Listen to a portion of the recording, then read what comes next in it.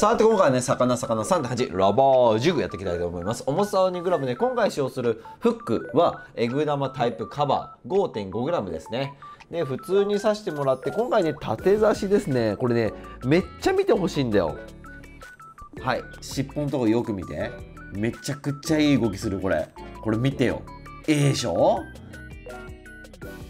なんで、もし持ってる方はラバージグ絶対いいと思うんで試してみてください。ではまたね。